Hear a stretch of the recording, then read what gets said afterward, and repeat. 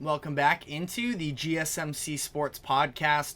We've talked a lot of NBA Finals from last night, but we did also have some very interesting comments from the NBA Commissioner Adam Silver in regards to a number of different topics regarding the league. And the one that caught the most people's eyes was the idea of the NBA looking to expand. Now, this has been a thought process for years now that the league could look to add one or two, most likely, teams and bump it up to 32 total teams. And Silver talked about it last night. Now, one of the bigger concerns that he laid out was the idea of the NBA. It seems like right now, and listen, there's always going to be that bottom feeder team, but I still do look at a team like the Pistons, and I personally am way higher on the upside of the Pistons than I feel like the majority of people.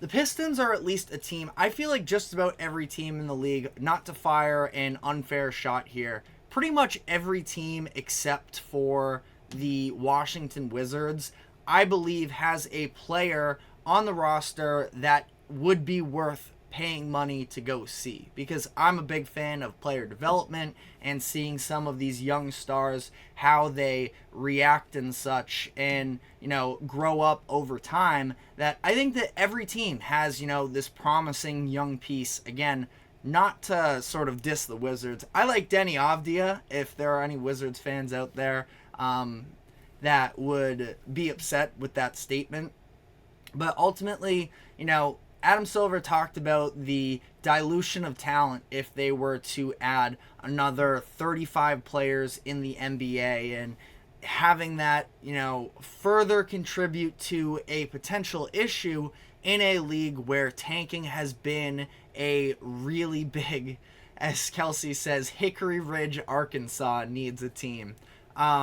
Not sure about Hickory Ridge, but part of it, and I want to continue on that thought, but part of it was interesting that Silver did talk about the possibility of adding another Canadian team, which we'll sort of come back around to, but just to the idea of the, talent being broken up evenly into the NBA. I think that that's another big conversation in terms of the second luxury tax apron that was implemented in the last collective bargain agreement from the Players Association in the league, that teams are going to have a much harder time building up these, super team rosters because of the different handicaps that you get, not being able to combine multiple smaller contracts into one big contract, the way that it impacts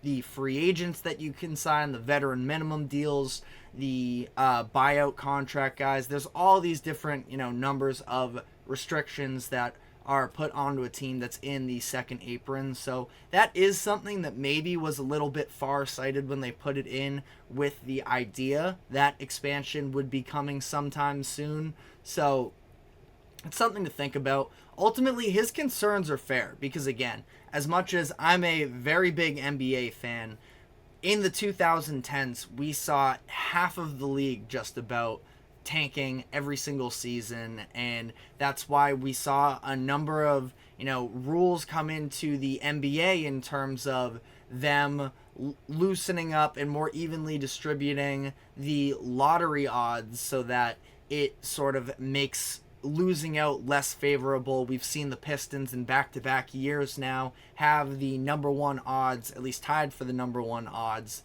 to get the number one overall pick, and they've fallen outside of the top four to pick number 5. And we've seen the play-in tournament, which a lot of people don't like, but at the same time it does keep some of these teams that are sort of middling at least in the conversation of, hey, we could actually make the playoffs right now, so let's not trade basically our entire roster at the trade deadline and bottom out for the rest of the year.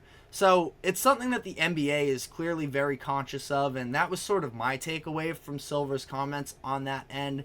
That being said, I do feel like we are getting to a point where we haven't seen this much talent in the NBA ever, that there is a lot of depth on a lot of these teams. And listen, obviously, like I said, you are always going to have bad teams, but I think that the league would be sort of in a better position to at least, have some layer of competence on these expansion teams. Now, it's interesting to see where these teams could end up on that other front, because again, expansion, I think, is something that is inevitable with the NBA, with how much money they make, understanding they can work their way into new markets.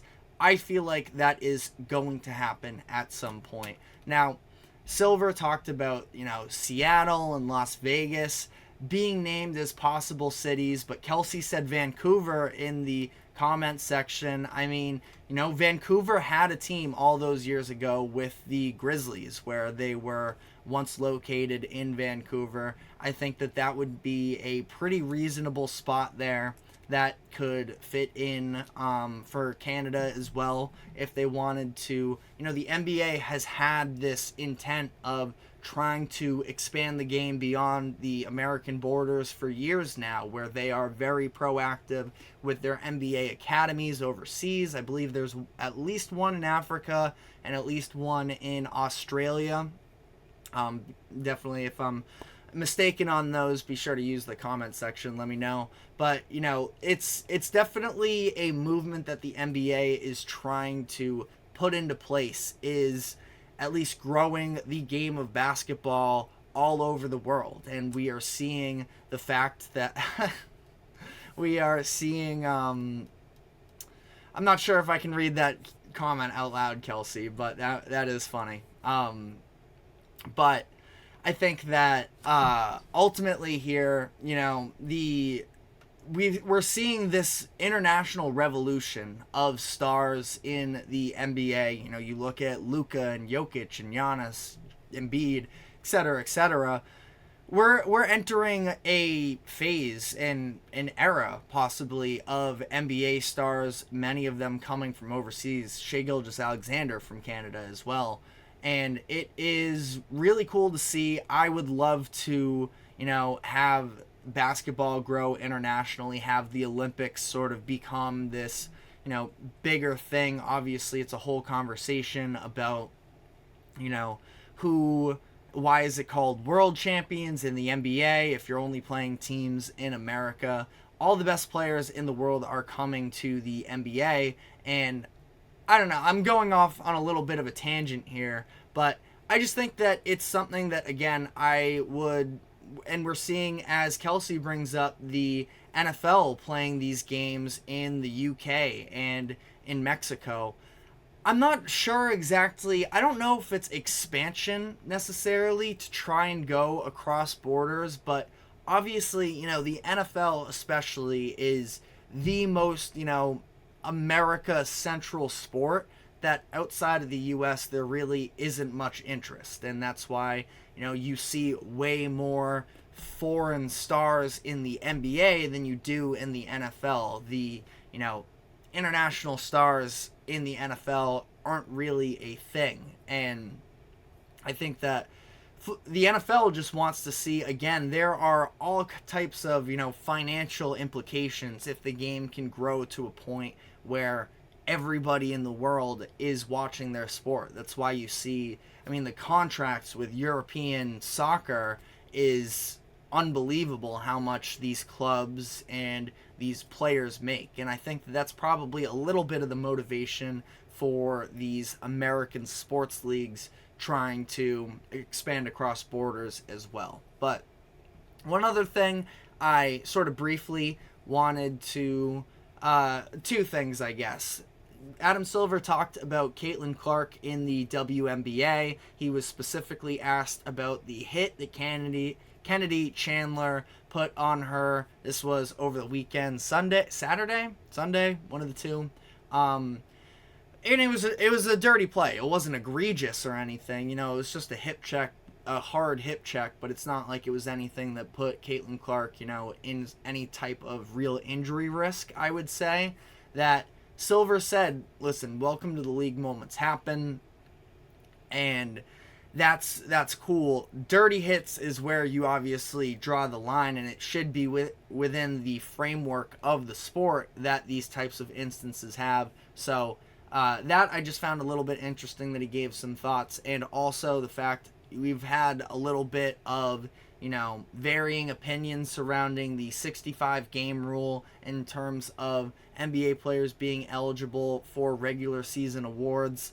Ultimately, I do think it was a success for the most part that we saw, the least amount of load management than we have in years. It does obviously get a little bit dicey when you have somebody like Embiid who probably wasn't playing fully healthy in the first place and then tried to keep going, and he ends up tearing his meniscus in his other knee. Again, who knows whether or not the correlation is there, but Embiid was, had missed a number of games just prior to that as well. And because some of these All-NBA awards are tied into contracts and how much players are eligible to make, it does make things a little bit dicey. But ultimately, I like the idea of the 65 game rule. Maybe it could be reduced slightly, but let me know what your thoughts are in the comments section. We are going to be taking our final break of the show, though, and when we come back on the other side, the Stanley Cup Finals are beginning tomorrow night, and we had a little bit of a technical difficulty yesterday when we were previewing that, so I want to come back around and make my official prediction for the Stanley Cup Finals. But first, a quick break. We will be right back.